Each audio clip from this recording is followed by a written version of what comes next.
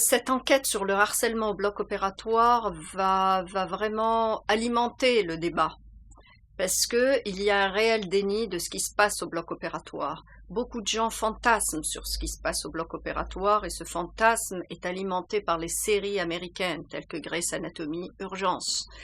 Là, ça va être la réalité puisqu'on va avoir des chiffres exacts qui vont alimenter les débats sur le harcèlement au bloc opératoire. De cette étude est ressorti bien sûr des chiffres qu'on peut rapporter à toutes les enquêtes nationales en dehors de l'hôpital et on retrouve à peu près les mêmes chiffres où c'est surtout des femmes qui sont harcelées.